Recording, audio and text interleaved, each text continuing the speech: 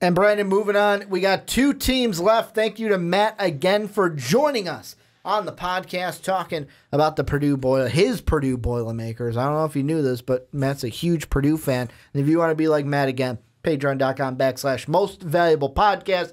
But we turn our attention from Purdue to the next team on our preview. We're almost to the end, Brandon. We're talking now about Chicago's Big Ten team. God, I hate that. Like, yes, you're technically located in Chicago, but if we're really talking about it, you know who Chicago, well, technically you're right, because you're a Big Ten team in Chicago, but you want to know who Chicago's real college football team is? Notre Dame. Like, let's be completely honest. Notre Dame, there's more Notre Dame fans in Chicago than Northwestern fans and tons of Notre Dame fans. And I know every Northwestern fan just probably clicked off because I get salty with that every year. But let's move on. Let's look at this team. I want to ask you, could this Northwestern team, 2 wins, they were 2 wins away from being the best team in, well, really one. If they would have beat Wisconsin last year, then they would have been tied, known the tiebreaker for the Big Ten West. I am just going to be upfront with you. Is this a Northwestern team that could win the West this year? I can't say that. I absolutely can't say that because I can't say with certainty that Clayton Thorson is healthy. And I really do believe that this season especially really rides on his health. He hopes to return for the opener. Well, sure. But how's he going to be? You're coming off an ACL injury that you suffered in the bowl game, which is devastating. It's a terrible injury, and not everyone comes back right, quote unquote, right from that injury. Not everyone Adrian Peterson's it, and just has a record-breaking season after tearing that ACL. And some people are never right after it, and they just don't feel confident with their strength on that leg and everything like that. So there's a lot of questions around that. Not only is Clayton Thorson a question mark there, but you lose Justin Jackson, who was the program's all-time leading rusher, and I just don't think that you can say with complete confidence that Northwestern's going to win this side of the conference. And quite honestly, I don't think that Northwestern's going to be able to do it because there's going to be something in there with Thorson having a question mark. Other quarterbacks, obviously, they have ready to go and everything like that, just in case. They've been working with them, also, obviously. Jackson not being on the team, like, he's gone. Their all-time leading rusher. Yeah. He's gone. Yeah, both of those guys gone. Well, excuse me. With one of those guys gone and the other guy coming back from an injury and seeing how he is, that's I don't want to say with complete certainty that boom, done, but I do have to say that there is a big question mark on it. And if Thorson was healthy, I could absolutely say I think they're going to finish 1 or 2. I think they'll finish 1 or 2. Well, but with his health in question, I really think that's going to be something to monitor, and I could see them slipping to 3, maybe even 4. Well, and I don't think Thorson will play week 1. And the reason why I say that is I'm going to read into some comments made by Mick McCall, the offensive coordinator for the Wildcats, and he says, we've thrown a lot at them being the backup quarterbacks. A ton at them, and we have not backed off of any of it. Are they making mistakes? Absolutely. But it's not so much that we have to back off. We've got to go under the assumption that Thorson doesn't play. We think he's going to play, but I don't know. Yeah, you think he's going to play, but I'm looking at that under the assumption he doesn't play. I think that's a pretty good assumption because it's almost the same conversation they're having in the NFL with basically the Philadelphia Eagles of, do you rush Carson Wentz back? Yeah, he wants to be ready for week 1, but will he be ready for week 1? The big difference between the NFL and college is that your season starts a week earlier. So that means you have a week less to kind of rehab this injury. I wouldn't be surprised if Thorson doesn't play week 1 and then either plays against Duke or Akron as that first game. The biggest thing, though, is that you look at their first game. We talked about it in the Purdue segment. They're at Purdue to start the season. So, like, if you're going to be without Thorson in that game, I might give it to the Boilermakers. And, I mean, I know Matt in our last segment mentioned, oh, yeah, like the line's at -3 for Purdue. So he's like, that's basically just giving it to them because they're the home team. But I don't even like their first, I'll say, 6 games where, like, if they don't have Thorson for a good part of it, Purdue could be a loss. Michigan could be a loss. Michigan State could be a loss. And then if you still don't have Thorson against Nebraska, that could be a loss as well. And while I am wearisome of Justin Jackson leaving, his backup, Jeremy Larkin, in his freshman season last year, carried the ball 84 times. He had 503 yards. He had 5 touchdowns and 618 scrimmage yards. That's not bad. That's not bad. He's a guy who brings some kind of big playability. Lean on that. And that's what Northwestern is going to want to see. If you bring back Thorson, and it's a healthy Thorson, and he's feeling good, and he's making the throws that he needs to make, and he's able to move like he was, or at least very similar to what he was, you could have a pretty good offense. And Larkin, again, he's a young guy. He's still got time. He's going to be there for a little bit. It's exciting. It's exciting to know that you've got a guy like this coming in after a guy who's, the program's all-time leading rusher. You don't just go to a guy who carried the ball 6 times. Yeah. This is nice to have. So that's comforting. But still, I still don't know if that's going to be enough for Northwestern as they, continue on things. And you can have as much talent around the football as possible. But when you still have a question mark at your quarterback position, that's what scares me. And then when you have an offensive line that, struggled last season, you bring them back this year, and you really hope that they're going to be good because they finished so strongly last year. You're going to want your offensive line to really be solid this year. You're going to want to be able to lean on them, especially because Thorson's going to come back, hopefully, and be able to play. You're going to want to protect that quarterback like none other because you do not want to see him get knocked down. You do not want to see that because the last thing you want to see is re-injury. That's the last thing you want to see. A guy that I'm looking at I'm almost looking at almost like in a Mike Dudek way for Illinois. Maybe it's because they're the same height, but I'm looking at Flynn Nagel to be a guy because maybe it's because he's a Chicago product. He's actually a South suburban product. So, I mean, right in our Chicagoland area, he's a Lamont kid, 3rd season now with the Wildcats. I need to see one of these wide receivers take a jump, either him or the other one being a name I'm going to screw up in Bennett Shoronek.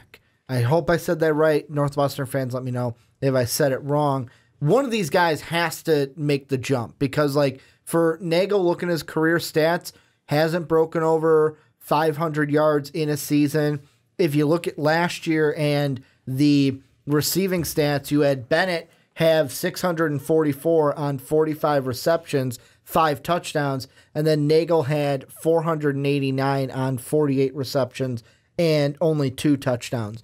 Without having Justin Jackson there, that means you can't lean on him anymore. Larkin is, to me, not going to be the same as Justin Jackson, so he's not going to have 1,300 yards. I would say maybe 800 is a good number, a really good number for Larkin this season. Maybe that 5 touchdown moves up to about 9, 8 touchdowns this year. You're going to need a wide receiver, one of these guys, either Bennett or Flynn, to kind of step up and be like, yes, I am going to take the reins in this passing game and be the main target. Thorson, the guy when he comes back, but be the main guy for this offense moving forward. I think when you move to the defensive side of things for Northwestern, you're looking at a team that's going to boast a pretty strong defense, I think, throughout all levels and all layers of it. You're looking at a tandem up front that combined for 14.5 sacks and 16 quarterback hurries last year. Got one of my favorite names, and I hope I'm saying it right, Joe Gaziano.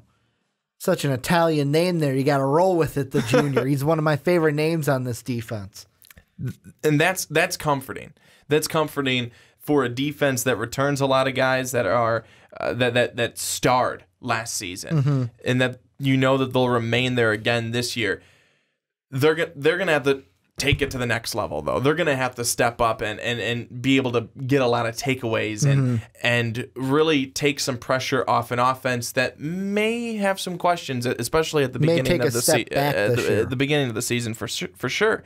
But you're looking at a very talented defense and certainly one of the most talented defenses we've talked about so far. Well, I'm looking at the schedule here, and the thing you guys notice, we received a comment, I think it was on the onside kick side, of, why does Ricky like looking at the schedule so much? I just love giving wins and losses and kind of looking at where they may be. But you look at this Northwestern team last year's season, it was rocky at the start, but mainly rocky because 2 of those losses came against top 10 teams in Wisconsin and Penn State. This year's a little bit different. You still have Purdue and Duke right away. You don't get Nevada to start the year. I wonder if this could be a similar year to last year where it's like, hey, you know what? We're a team that starts off, we're a little shaky to start, and then when they hit October 13th, which is around the same weekend they hit, then they go on a string of games where it's basically like, yeah, you know what? We're not that good. We only won 2 games in our first 5, 2-1 games in our first 5, that Duke game being a question mark, but I think that Northwestern should win that. Being 2-3 heading into the rest of the season, and then basically after the 13th, they just go on a win streak with the only loss being against the Wisconsin Badgers. If they have another season like that, then you're looking at it going, all right, we're a 4-loss team at the end of the year and still a 2-loss team in the Big 12, or Big 10, pardon me. So I look at, again, looking at Northwestern's schedule. I mean, I know you kind of already went through some of it, but Michigan pretty early on, the first game on the road at Purdue. That is not a game that's going to do you any. It's not gonna do you any favors. This team could start 0-3 in conference. It's not. It's not going to do you any favors to start. Conference. The Duke game, you should win, but Duke is looking to boast a good defense this season. Akron, I mean,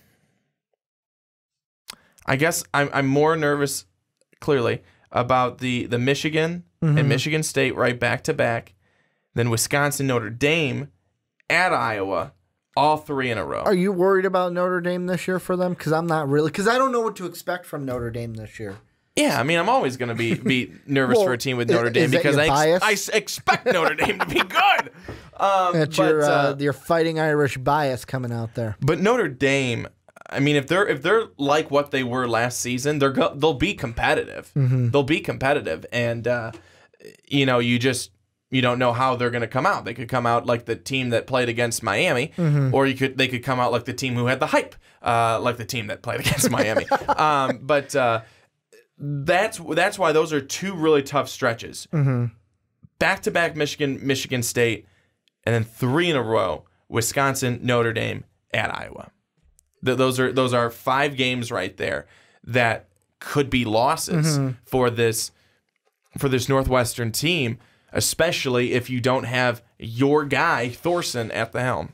Yeah, and I mean, I keep looking at it, and I said it before, I'll say it again. I wouldn't be surprised this team was 0-3 in the conference by October 13th, where it's basically Purdue, Michigan, Michigan State, all losses. The Purdue game is the only one I'm throwing up to Thorson not being there. I think he'll be back by September 8th. If he's not, he'll for sure be back against Akron. So the Michigan State game, he won't have to worry about not being there. But, like, if you're 0-3 in conference already, all right, that's one more than we lost last year. Then, like I said, Wisconsin, I for sure think will be a loss. Then, like, you threw it out there. We don't know what we're going to get from Nebraska this year. Yeah, good thing you got them at Ryan Field this year. Iowa, you got them on the road. What to expect from them this year? Now, me early on, I'm giving the Wildcats the benefit of the doubt that they'll be able to get it done against both of those teams, but there's just huge question marks this year of I am going to put my money right now on this season being similar but worse than last season, where you'll see a shaky start to the year, much like you saw last year, but then it's like, all right, October 13th rolls around, we got our superpowers, and then they go basically 1, 2, 3, 4, 5, 6, and 1 to end the year. Where at right now I'm looking at it 2-3 to start, 6-1 to end. You're looking at that being what, an 8-win season, being 8-4 on the year compared to what they won 10 games. They were 10-3. Yeah, 10-3 last year. You're about 8 wins this year. If you win your bowl game, you're at 9 wins, and you're 1 win short of where you were last year. I think that 8 wins is more likely for Northwestern this season. Before bowl game or after bowl game? After. Okay. After bowl game. Okay. I think 8 wins is more likely for them in terms of some of the changes that they have going on. Even with a good defense, a team that, again, I'm still going with the question marks at quarterback. Again, if Thorson was completely healthy, had no injury, I'd say they probably end up around where they did last season, if not possibly better. But because of the injury to him and the big question mark there, I'd put it at 8 wins. Well, this is where you guys come in. Let us know down below, what do you guys think for your Northwestern Wildcats this season? How far will Thorson be out? How soon will he be back from the ACL injury? What do you expect from this offense? What do you expect from the defense? And what do you think about the schedule, especially those first 5 games we talked about and having Purdue off the bat on the road, Michigan and Michigan State within your first 5? Let us know what you think down below in that comment section.